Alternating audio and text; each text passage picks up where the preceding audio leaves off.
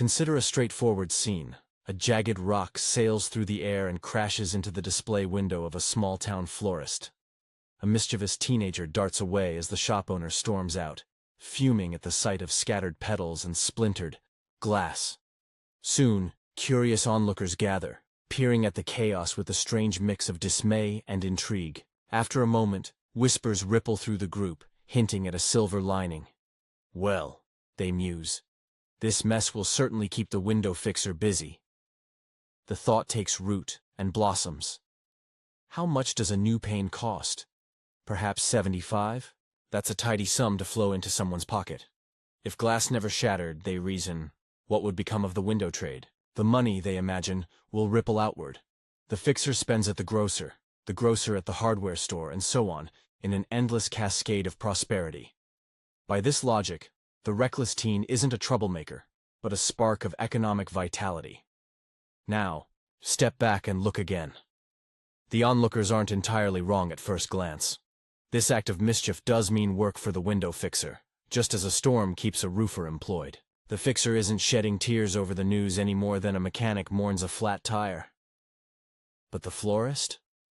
They're out $75 they'd earmarked for a new sign to draw in customers.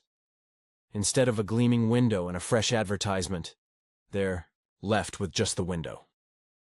Had they bought the sign that day, they'd have both. Now, they're stuck with less. Zoom out further. The community hasn't gained anything new. The sign maker, who might have crafted something bold and eye-catching, stays idle. The florist's loss mirrors the sign maker's missed chance. The crowd fixates on the visible, the new glass sparkling by tomorrow, while the sign, unborn and unseen, fades from thought. This simple tale unveils a stubborn mirage, one that cloaks itself in countless guises yet haunts economic thinking relentlessly. It's the notion that ruin breeds riches. Voices of influence, industry titans, trade councils, labor advocates, pundits, and even scholars armed with charts often sing this tune.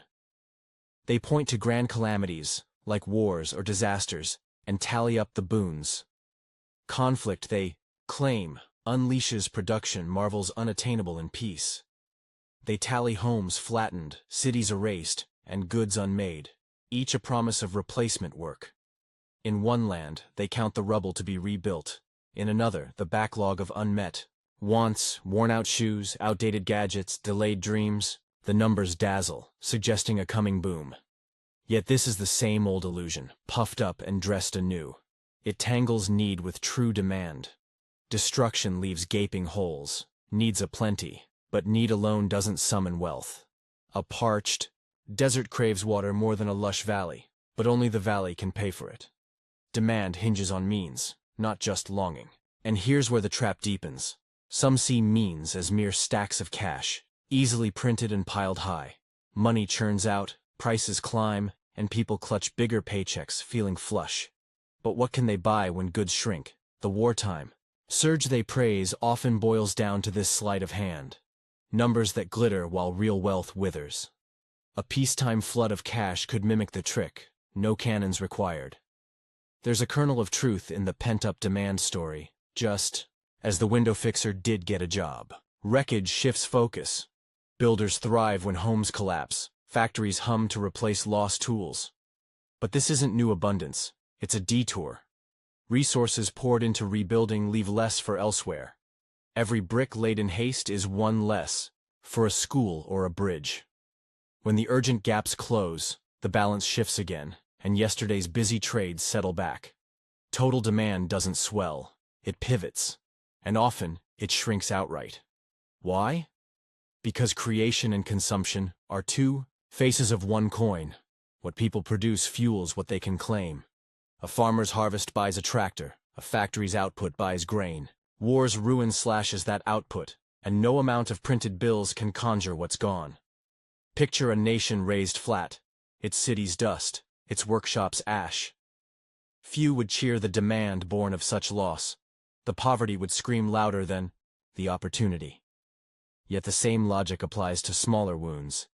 Progress, like a clever tool forged amid chaos, might soften the blow here or there.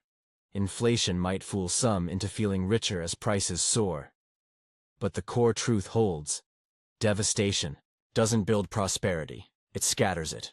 The gains we see are shadows. The losses, though hidden, are real.